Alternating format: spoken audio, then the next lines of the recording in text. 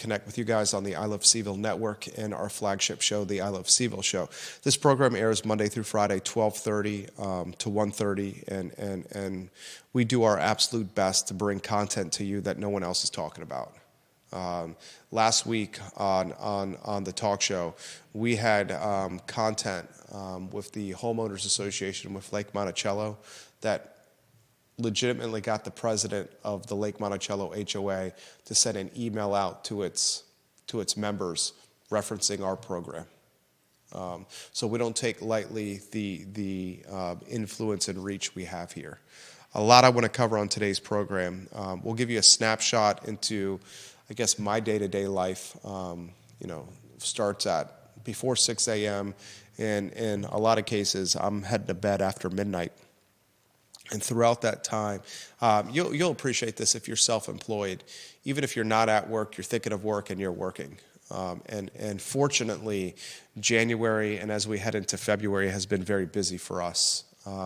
We have a number of deals in the hopper right now for clients. We'll talk business brokerage, what's been in the hopper, what is in the hopper on today's program. We'll talk UVA health and the Crossfire again.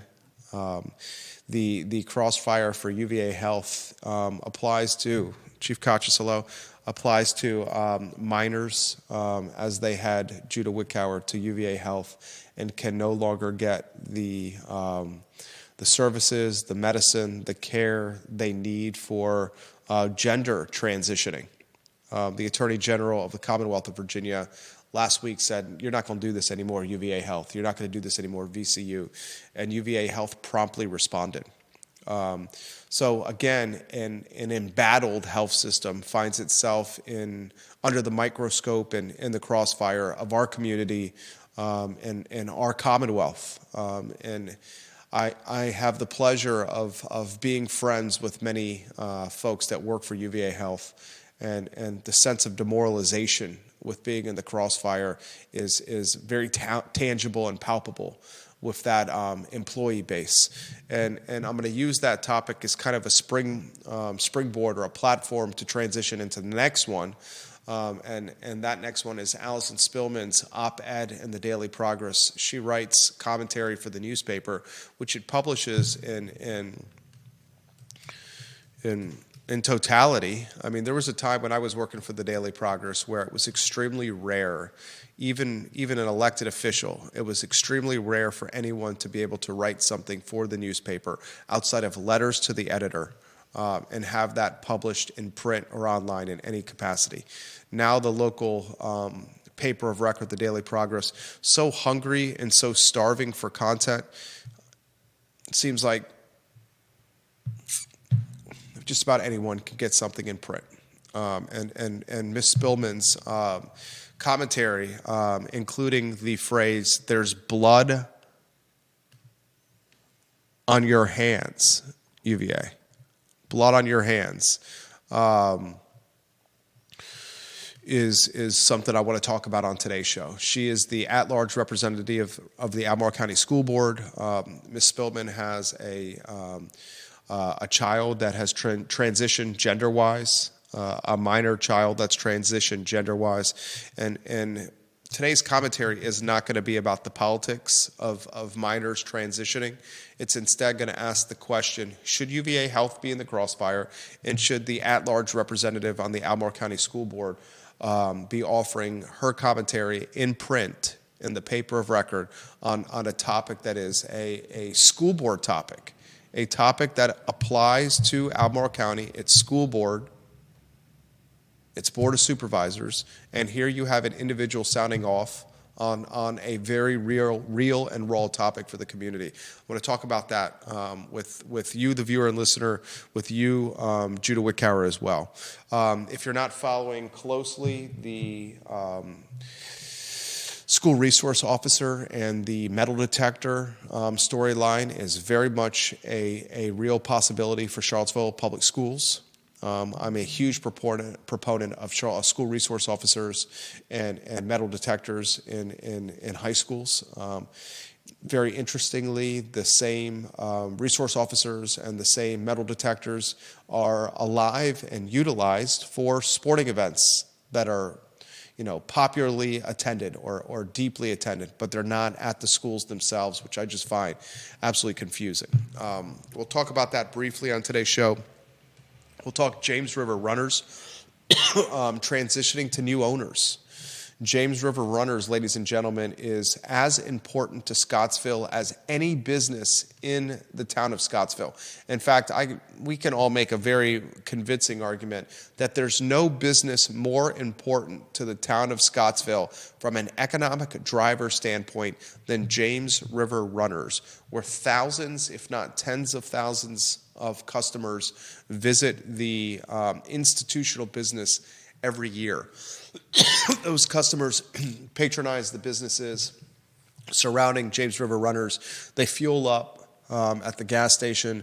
They get beer at the local brewery, and they patronize the local restaurants. In a lot of cases, they get their first taste of Scottsville by floating on a tube in the James River. I want to ask you this question. Can you, the viewer and listener, and I don't have this answer, so I'm going to open it up to you, the viewer and listener. Can you think of a business in our region, in Central Virginia, that has the same influence and economic impact that James River Runners has on the town of Scottsville? The new owners of James River Runners, Chris Long is part of the ownership team. Chris Long and Tom Packett and Kevin Badke have purchased James River Runners. And these are, Tom and Chris are household names in our community. Tom's a staple at ACAC downtown, where the man is one of the strongest people putting work in the gym. The guy literally is lifting hundreds of pounds of weights every single day. Strong guy. And he goes from the solar business Tom does into what is a tremendous responsibility, opening a business in James River Runners that first started in 1979. I'm going to ask you, the viewer and listener, what business has the same influence, economic impact on their locality, on their area, that James River Runners has for the town of Scottsville? I think it's few and far between. I'm not going to include UVA on that list. Also on today's program, we'll let you know another business success story. A Charlottesville surgical instruments company, Micro Air, has acquired a French-based Lipo suction technology company. I'll give you those details on today's show. And also on the Monday edition of the I Love CVille program, we'll talk Nancy Muir and her interim position as the GOP chairwoman. What does Nancy Muir have to do to lead the Albemarle County Republican Party into its next phase of existence? A party that is probably trying really hard to try to capitalize on the success of Youngkin's victory and of Trump's victory. But how does that Commonwealth-wide victory and federal victory, United States-wide victory, trickle down to a county that very much bleeds blue? And we'll talk University of Virginia today as well. Judah Wickower, studio camera if you could, and then we'll give some props to our friends at Charlottesville Sanitary Supply, John Vermillion and Andrew Vermillion, online at charlottesvillesanitarysupply.com. Support the businesses you want to see last generations to come, folks. I mean, support them. Support the ones you want to see last generations to come. I sincerely mean that. And Charlottesville Sanitary Supply is one of them I want to see around when my kids have kids. 3 generations strong, Charlottesville Sanitary Supply. Judah Wickower on a 2-shot. The man is looking quite dapper, per usual.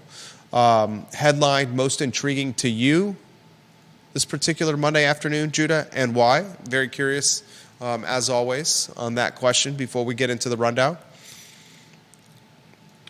Well, I think the UVA health community being in the Crossfire is hardly surprising. They seem to end up there quite a lot. But in this case, it's interesting. I don't believe they actually do any surgeries on minors in this case. So I understand that some people are worried about other services that UVA may or may not have offered. They do offer gender-affirming care. The University of Virginia does. Okay. So what your statement is not 100%, I guess you utilize the word surgery. UVA Health will no longer provide gender-affirming care for patients 19 years of age and under. Yeah. This means an end to Children's Hospital Transgender Youth Health Services, which included therapy referrals, puberty blockers, cross-sex hormones, and referrals for gender-affirming surgery. So, UVA Health, the first step in a minor's transition, gender-wise. The show today is not about gender transformation. Yep. That's not what today's show is about. It's not about the politics associated with gender transformation. It's not about whether you think gender transformation for minors is right or wrong. It's not about that. Today's show is about UVA Health in the crossfire yet again. It has not been a good 12-month period of time for the health system. No. It has not been a good 5-year period of time for the health system. Are they making record-setting profits? Maybe so, probably so. The revenue generated by the health system is unfathomable for someone like me, someone like Judah, for probably you, the viewer and listener watching the program. Take a look into the billions and billions and billions of dollars that UVA Health is driving every single year through patient and hospital care. Today, the health system is in the crossfire because of something that initiates with Trump, trickles all the way down to the Commonwealth with the Attorney General. And the Attorney General last week said, you're not going to do this anymore. And then UVA immediately responds. And immediately after UVA responded, we're not going to offer gender-affirming care for youth that are looking to transition gender. There was a protest outside the health system on Friday.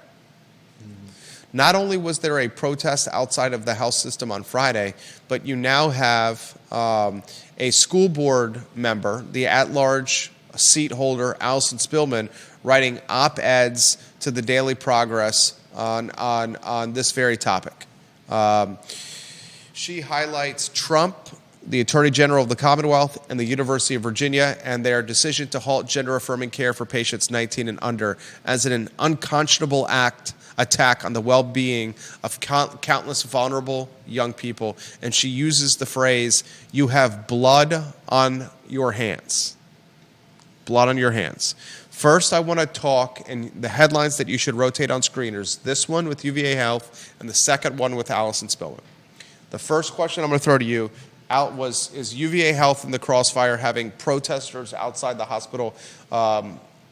Is that legitimate? Is this UVA? Is it fair to UVA? There, in this case, they're in this kind of political and community crossfire. I don't know that it's entirely fair. They are reacting to a federal mandate, and it could risk. It could risk a lot more than just gender-affirming care if the UVA health system stops receiving money from the federal government. So I think they're probably in this case doing taking the wise choice and figuring out what this means, figuring out how they open themselves up to further issues with the government if they don't comply, and I think they need to figure this out. Otherwise, it could affect, as I said, far more than just gender-affirming services and care. Allison Spillman writing an op-ed to the Daily Progress on this, opining on her thoughts and her ideology as it applies to Donald Trump, the Commonwealth of Virginia, its leadership, its Attorney General, and now UVA Health, and how it's going about running its business. Does the at-large member of the Albemarle County School Board should she be publishing in print? I mean, frankly, another question is, should the Daily Progress be publishing this? I'm going to give a take here. I haven't given an opinion on this, Allison Spillman. She and I 180 degrees on on just about everything. Your thoughts on this, Judah Wickower? Which part? It's an opinion. She wrote an opinion and they published it. whether or not Should an elected official be utilizing the platform of not just her position, but of a board at large in a jurisdiction in totality to share her ideology and her thoughts as what she's going through as a mother of a child that has transitioned? I mean, based on the fact that she is the mother of a child who's transitioned, I can definitely see her skin in the game. I don't fault her for taking a strong stance. On the bottom of her commentary that was published in the Daily Progress, it says this caveat: Allison Spillman is an at-large member of the Albemarle County School Board and the mother of a transgender daughter. The views expressed here are her own and do not reflect the views of the Albemarle County School Board or Albemarle County Public Schools. I think the community may be surprised by this. Allison Spillman absolutely has a right to share her thoughts and give her opinion on this topic. She's the mother of a minor who has transitioned gender-wise. And I don't care, it's the take I'm giving here is not about the politics about a minor changing their gender.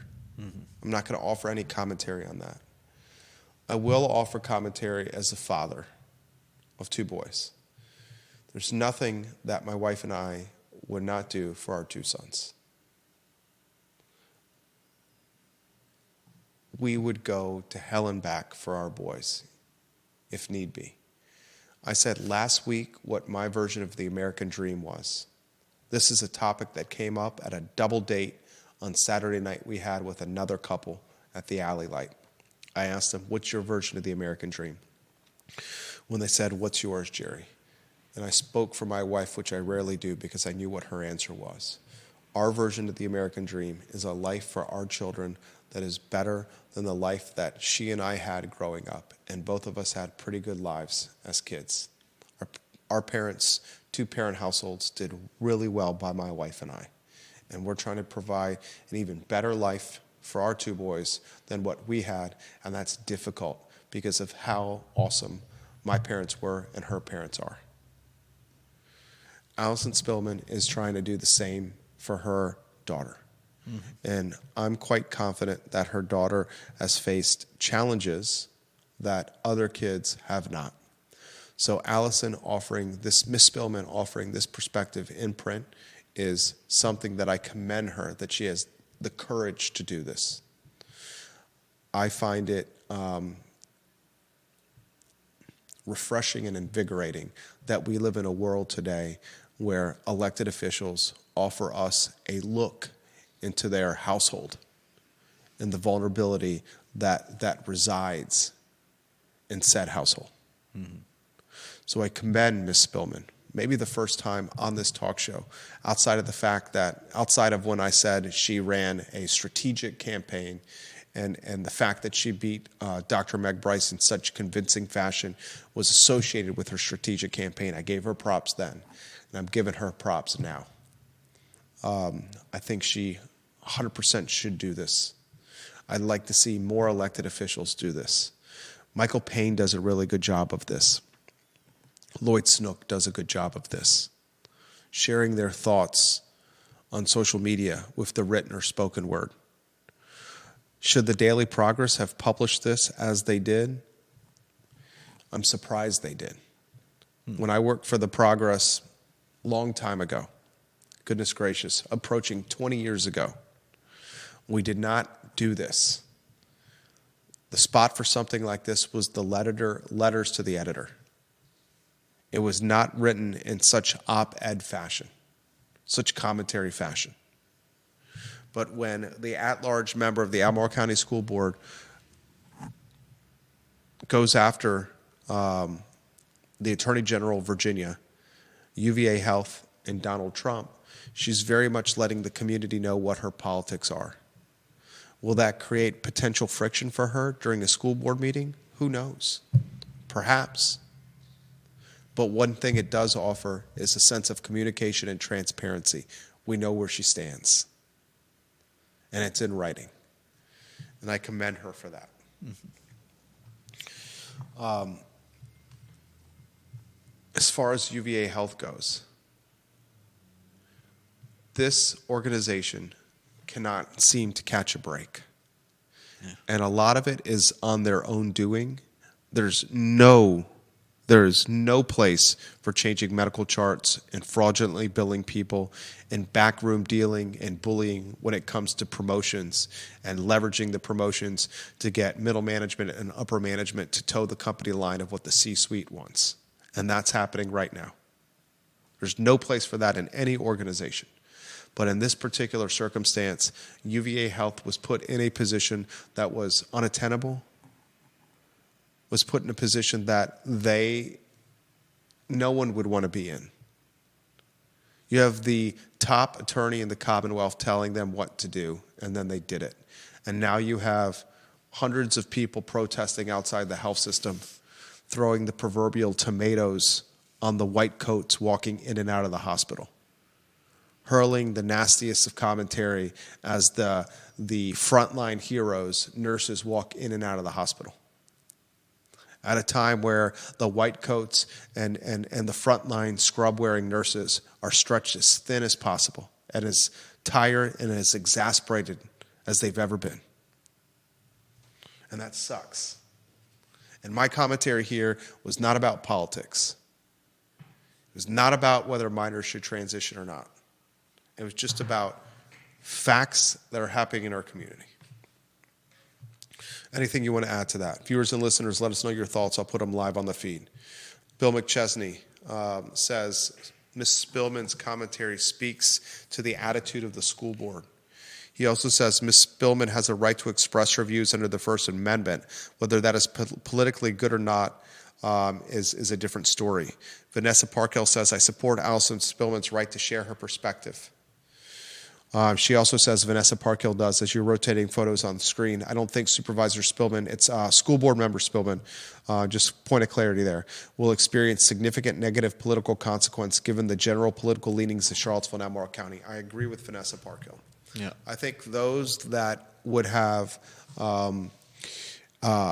conflicting views with Ms. Spillman, with her commentary in the Daily Progress, those parents have students in private schools. And they're not going to be showing up to school board meetings. Bill McChesney says, in response to Vanessa Parkhill, it's a risk you take when you work in the public space, sharing commentary like that. But Mr. McChesney is 100% right. Deep throat, offering some perspective, and then we'll go to the next topic. To the specific question of whether it is appropriate for her to publish an op-ed, he says, I'm glad she did. We can now all see how crazy she is. Then he goes on with some commentary that I'm not going to read on air about the transition of her minor age offspring. And then he closes, I will say this, hopefully at the next elections, she won't be able to just scream Meg Bryce's last maiden name, her maiden name, to win an election. Then he adds, the interesting thing about Trump 2.0 is that the get 50 people to stomp around and make noise on the sidewalk and the institution caves don't work anymore. UVA Health won't defy the EOs, too much money at stake, and the state and federal government is not going to budge. That's to the point that Judah has made in his earlier commentary. It still is a position. Friends with folks that work there, to say that they are demoralized and just beaten down with what's happened over the 12 months alone with their employer is an understatement. It's almost to the point where it's when the name tag is on and you're not in the hospital and you have the badge on your person, you're quick to pull it off and put it in your pocket to hide it. For fear of what someone in the community is going to say about you wearing that name tag and that badge on it with the UVA Health moniker on the tag or the badge. And that sucks because it's the very few in this organization that has thousands of employees in it. It's the very few that are giving the organization a bad name. And think about that. That sucks. Few people are giving an organization of thousands of people a terrible name. Yeah. But that's today's reality. Anything you want to add on this before we go to the next topic? Maria Marshall Barnes, welcome to the program. Thank you for watching the show. Stacy Baker Patty, welcome to the program. If you disagree with me, let me know. I don't mind if people disagree with me. I want disagreement. I want all the perspectives on the show. We are of the mindset that we want any of the perspectives on the program. Next headline, what do you got, Judah?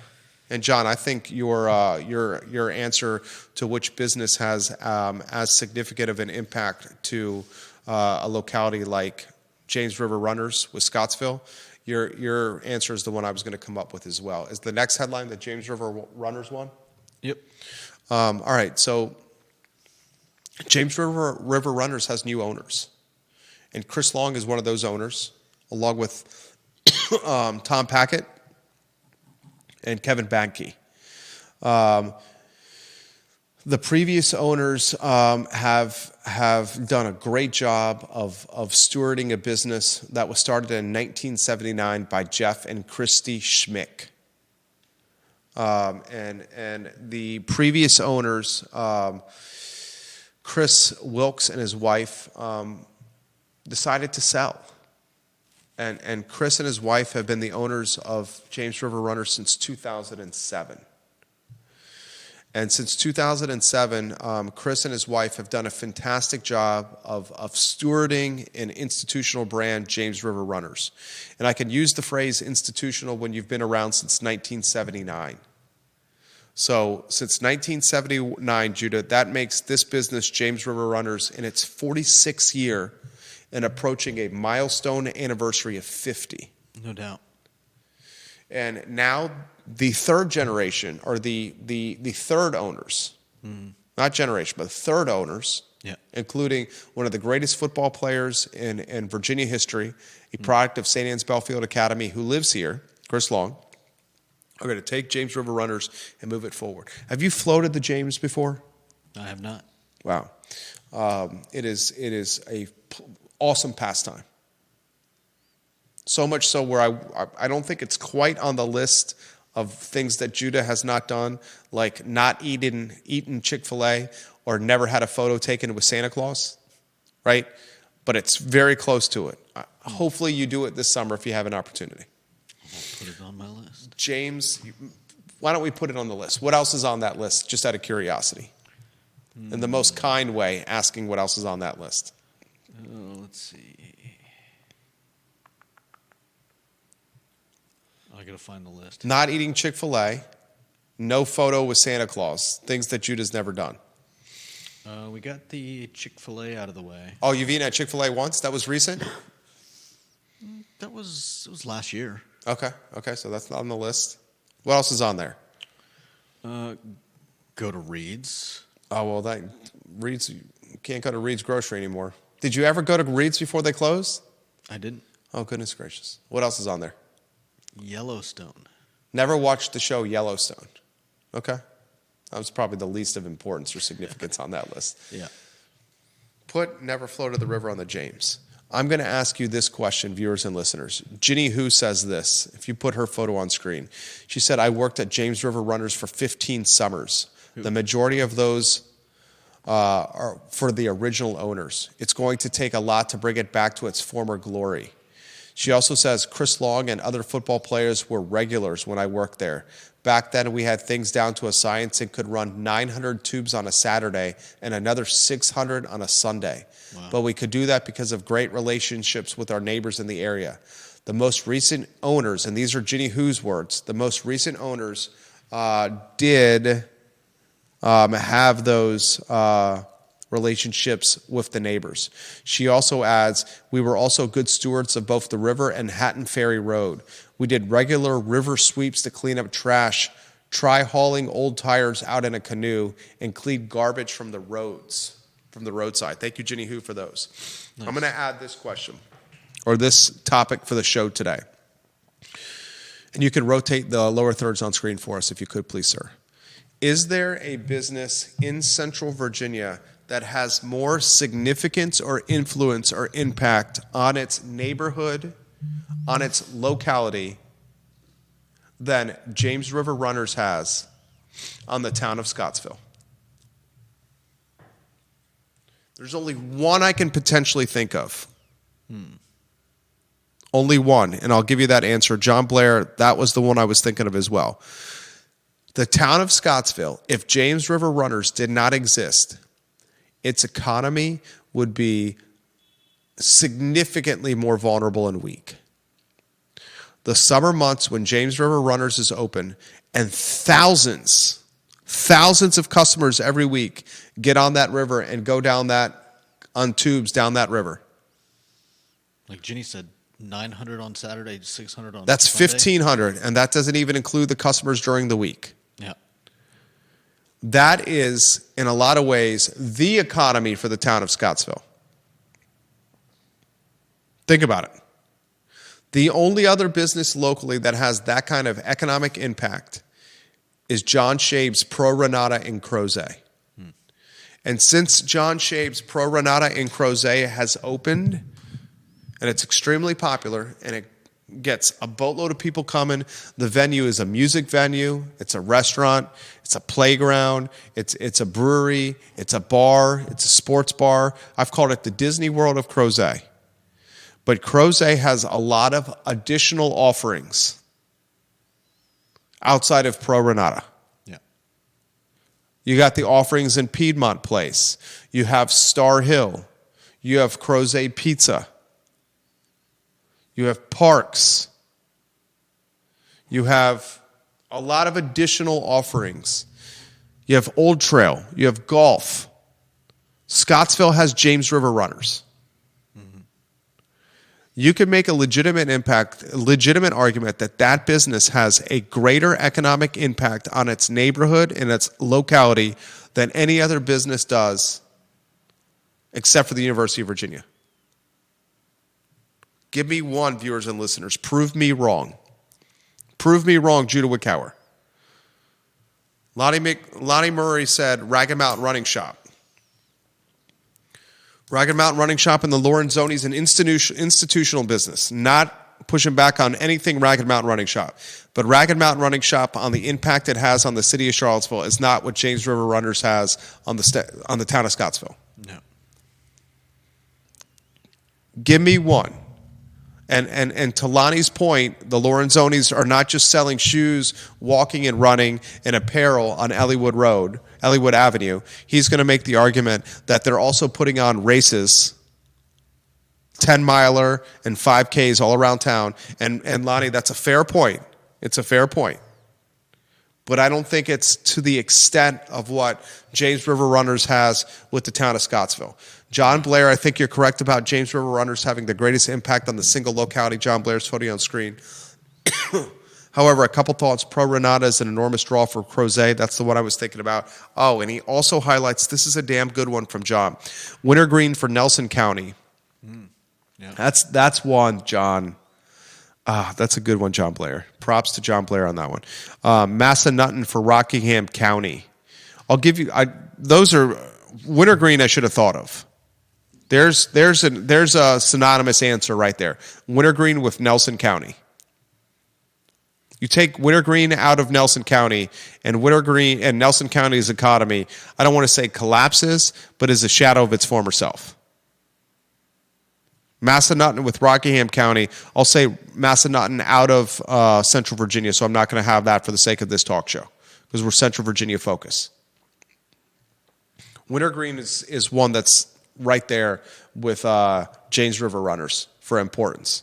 Yeah. This is a pretty big news story, guys. A local boy who attends the University of Virginia and has fantastic success, goes to the National Football League and makes millions, returns to his home, creates a nonprofit, raises his kids in his home, Chris Long, partners with two other guys, another one that worked for a solar company that you see regularly working out at ACAC downtown or walking the downtown mall, buy a business that is approaching 50 years of anniversary, and now are the ones trusted with not just stewarding the business, but driving the town of Scottsville's economy forward. That's a significant news story there. Yeah. Anything you want to add to that? No. Next headline, what do you got? Next up, we've got Dairy Market. Okay, how about this? I've been itching for a sports bar locally, and couple dot the i's on the previous topic. The only pushback he has on Wintergreen, deep throat on John Blair. He says the only pushback I would have on Wintergreen is that the direct employment is overwhelmingly H-2B guest workers, tons from Peru this year. It isn't truly local employment. So that's the pushback on Mr. Blair's Wintergreen comment. And I would push back respectfully a little bit on Deep Throat's comment by saying that the folks that are visiting Wintergreen and spending money in Wintergreen and skiing the slopes are still driving the tax base for Nelson County. Yeah. The next one, Dairy Market, South and Central, we have more clarity on what's going to happen. And I was at Dairy Market yesterday. It's a ghost town. Dino's Sizzle Shack is not open yet. Cumbre has not opened their second location yet, the bakery. There's this child's play space that is in Dairy Market right now that was meagerly patronized. And there's Take It Away is still vacant. Chim has rebranded over there. There was like 4 people in Star Hill. I don't see how in HE double hockey sticks Star Hill Brewery is surviving there. Yeah, I've never seen it. I've never seen it with more than a handful of people in there. My wife and I have been there numerous times. I while waiting for the pizza to be made at Dino's, there was like a 20-minute wait. I went and had a beer at Dairy Market at the Milkman's bar, and the bartender said she hadn't seen a customer in a long time. So much so that they're offering happy hour pretty much all the time. So if happy hour is all the time and it's $4 beers, and the menu by the Milkman's bar says they're $8 or $9 beers, why is the menu up there? The beer was half price. And I just sat around and as a social voyeur looked around, and it was 15% populated on a Sunday, on a weekend, when it was cold outside. And people aren't eating outside on the mall or patronizing the mall. Yeah. They would be inside on cold days like this. They would not be outside. 100%. And it was 15% maybe patronized. So the idea is to bring an omni-experiential business model in the old South and Central location. You take away the high-dollar steak joint that requires a lot of labor, and you replace it with an approachable concept that's experiential, darts, Duckpins, and a sports bar. Let's see if it works. Either way, I salute Stony Point and their ownership team for trying different concepts. Yeah. They are quick to point out that Dairy Market is an incubator for business, and we're going to have turnover. That's managing perception in some ways. That's also the case and the truth in some ways. It's both, right?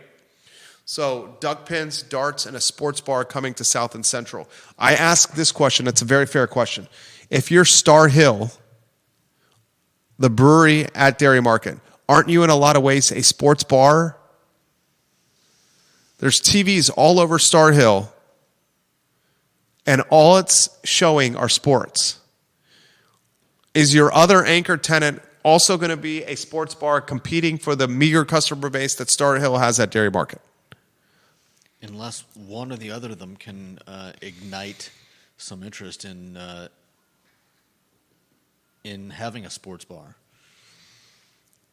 Who knows? I don't have do we know if there have been any efforts from Star Hill to get the word out that they could be a sports bar, or do they just rely? I don't know.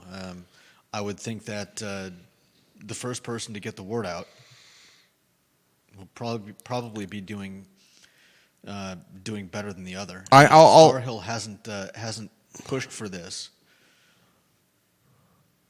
Who knows?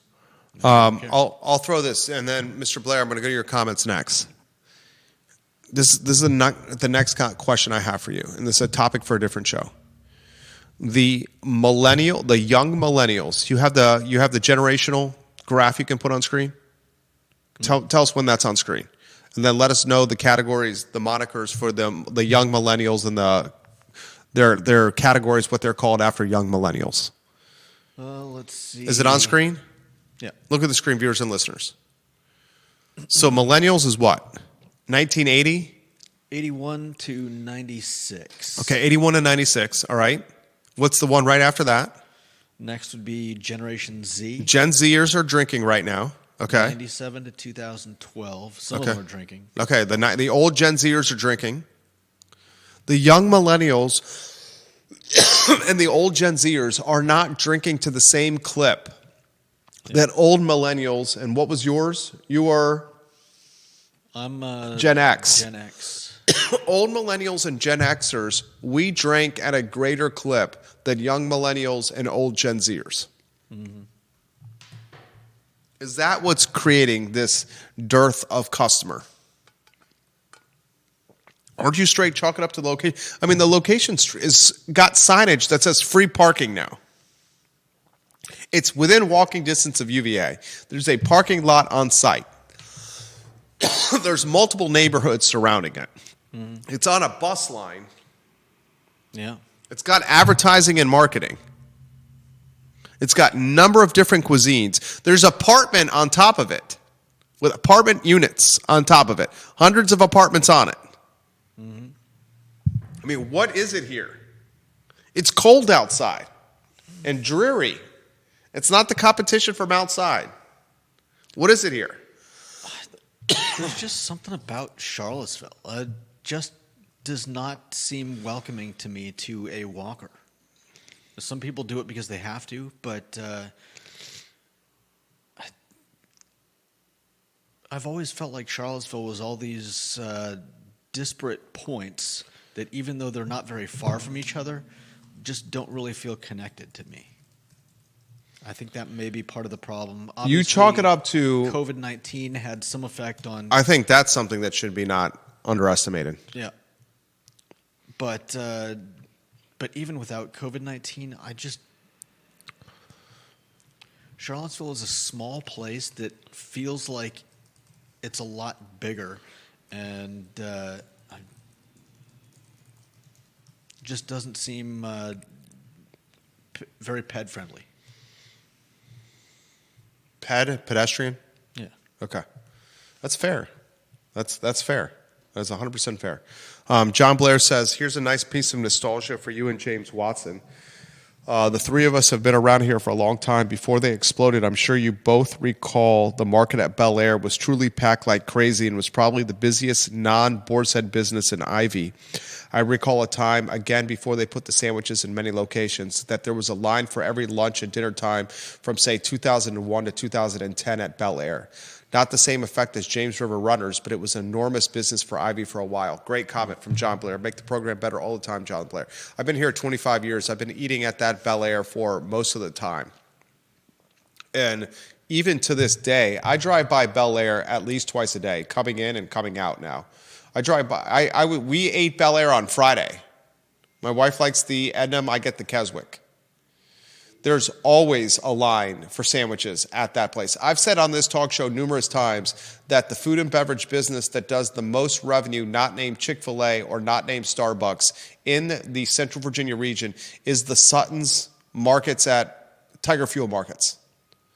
Strategically located, Class A spots, parking on site, tremendous volume. I put them in the 3 slot. I'll say Chick-fil-A 1, Starbucks 2, although Starbucks is down. You see Starbucks is cutting a large percentage of its menu? Starbucks right now can't figure out its business. It's got a new CEO. It can't figure out its business. It's not the same Howard Schultz as Starbucks.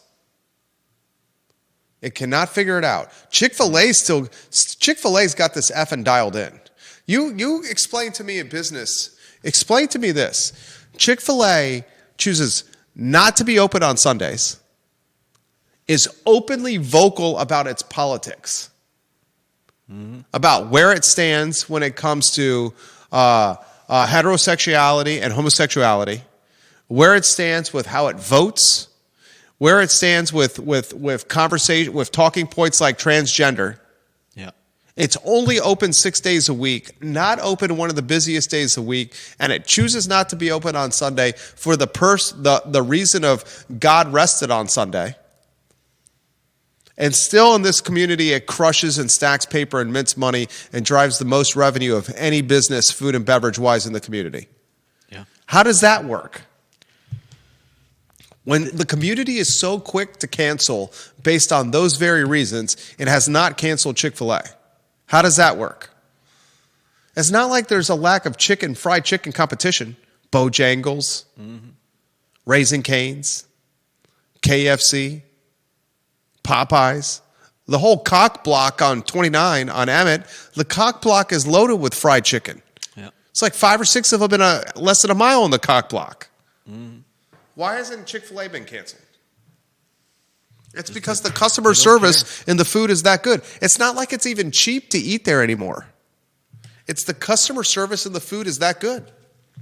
Yeah, and I think they just don't care and they don't respond. I think too often, somebody starts a protest or the whole Reddit thread, cancel the business. Did they even mention? They probably did mention Chick-fil-A. No, some of the people that were like, "Oh, you want to cancel all these businesses? Well, you better stop going to Lowe's, eating at Chick-fil-A, using your iPhone." Yeah. Right? Mm-hmm. Using your iPhone, getting on Xfinity, getting on Facebook and Instagram, buying anything from Amazon, cancel your Prime membership, and then once that person rattled off all the things you had to do if you want to cancel these locally owned businesses because of your politics and your ideology, and then they rattled off, Mark Zuckerberg is Trump's homie, and you're on Facebook and Instagram all the day. Reddit is using Amazon Web Services to stay on board, and you're using Reddit every day. You got a Prime membership. You're driving around in a Tesla. You're eating Chick-fil-A every day, and then you're getting your hammers and nails and your painter's tape at Lowe's and Home Depot, and then once they put it that way, all the people that were trying to cancel the locally owned business were like, oh my God, I can't live. I can't even breathe without these businesses. I don't think they really responded that way, but yeah. I mean, to a certain extent. Oh, well, if they were actually going to put their money where their mouth is. Right. If they were going to put their money where their mouth is. But they don't, and what's that called? Hypocrisy. Is that your words, not mine, right there? Next topic, what do you got? Next, we've got CVille Surgical Biz acquires French Lipo tech. All right, this is a good piece of business brokerage news. Charlottesville Micro Air Surgical Instruments has acquired Neo Syad, a liposuction technology company headquartered in France. Micro Air already offers instruments for liposuction, namely a handpiece for power-assisted liposuction, and with the deal, it gains Addimate, Neosciad's all-in-one product and proprietary software that combines infiltration, liposuction, adipose tissue, aka fatty tissue engineering functions. The product is set to help optimize operating times. So a Charlottesville surgical instruments company, Micro Air, buys a French-based liposuction technology company. Love success stories like that. Final headline, what do you got? Judah Whitcower, we already covered the Spillman one. Oh, we've got... Is it the Heartbreak Hotel? Oh, we got Nancy Muir. Nancy Muir. Nancy Muir is the interim GOP chair, the interim chairwoman for the Albemarle County Republican Party, takes over for John Lowry, who surprisingly resigned late last year. Nancy Muir is now the leader of a Republican Party that's trying to capitalize on the success at a Commonwealth-wide level with Youngkin and at, obviously, the federal level with Trump. What does Nancy Muir have to do to make the Albemarle County Republican Party relevant? Judah, your thoughts? I would say find some candidates for some of the opening seats. Seats opening up in Albemarle County Board of Supervisors, and I would say the best thing you could do is start getting loud, get some people running for those seats, and go out and talk to people. She needs to. Nancy Muir is a fantastic person, and she's a hard worker and she's diligent. I know Nancy Muir well. I was slightly surprised that Nancy Muir was the interim chair. I wonder if it's an indication that nobody else wanted the position. And I'm not throwing shade at all. But if Albemarle County's Republican Party wants to become more relevant, the party needs to figure out a way to make itself younger. Youngify the party.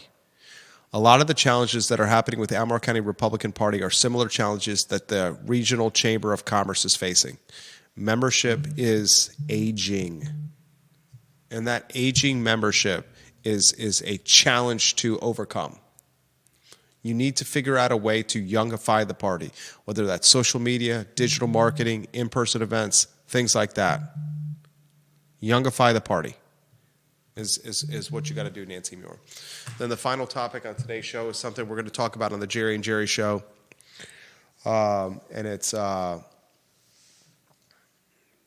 frankly, the Virginia men's basketball team losing to Virginia Tech. It was Heartbreak Hotel at the John Paul Jones Arena. And Virginia men's basketball, ladies and gentlemen, is they have Pittsburgh on the docket tonight, 7 o'clock. Another must-win game. Remember, the last three teams in the Atlantic Coast Conference regular season standings do not make the ACC tournament. The bottom three teams in the ACC standings do not make the conference tournament. So don't fall in the bottom three. And Pittsburgh and the rest of this regular season slate are just brutal for Virginia as they get into the meat and the potatoes of the schedule. We'll talk about it tomorrow at 10:15 a.m. with Jerry Ratcliffe on the Jerry and Jerry Show. So long, everybody.